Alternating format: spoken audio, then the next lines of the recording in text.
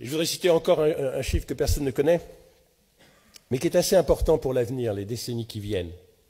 Il y a un petit continent qui est au sud de l'Europe, où on voit surtout les gens arriver des côtes libyennes sur des bateaux. Et il faut faire un petit effort pour se rappeler que c'est le seul continent sur lequel la France a un excédent commercial, ça s'appelle l'Afrique. Et l'Europe, la France, ils ont un atout assez important pour grâce à l'Afrique. C'est que l'Afrique parle en français ou en anglais, un peu en portugais, un peu en espagnol. L'Afrique pense en français et en anglais. L'Afrique achète des marques françaises, des marques européennes, parce que c'est complètement naturel.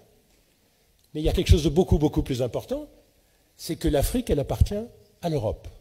Alors, Monsieur le Premier ministre, souvent vous dites, attention, la Chine est en train d'acheter l'Afrique.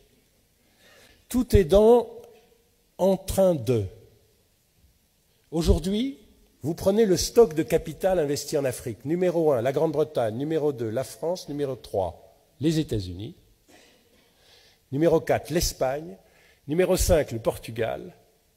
Numéro 6, la Grèce, puisque dans la représentation diabolique de la Grèce, on a perdu en tête que la Grèce est très importante en Afrique du Sud, très importante en Afrique de l'Est, très importante en Australie, et premier armateur du monde, etc.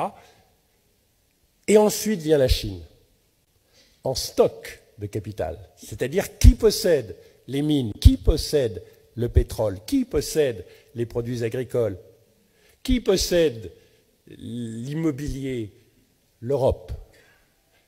La Chine en flux, c'est-à-dire qu'est-ce qui change tous les ans? Elle est première. L'avantage que s'est construit l'Europe avec l'histoire est en train de le perdre. L'Afrique, vous ne dites à personne, appartient à l'Europe qui ne le sait pas. Et quand vous allez le dire autour de vous, eh bien là c'est votre problème, ils ne vont pas vous croire, je vous assure. Et c'est un atout énorme. Elle n'appartient pas encore à la Chine, elle n'appartient pas encore à l'Inde, elle n'appartient pas encore au Brésil, et chose un tout petit peu plus préoccupante, elle n'appartient toujours pas aux Africains. Mais les Français ont un don comme personne, et le président de la République en particulier. D'ailleurs, objectivement, tous les présidents de la République français, qui est de donner à penser aux Africains, et à mon avis, il faut continuer, que la France, quand on ne défend pas ses intérêts de nation seulement, est toujours le porte-parole et le défenseur de l'Afrique. Et d'ailleurs, ça va se refaire au G8 dans quelques jours et au G20.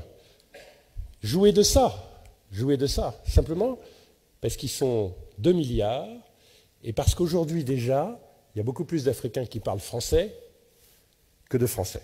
Et je fais l'hypothèse que 100% des Français parlent français. Ne nous y trompons pas.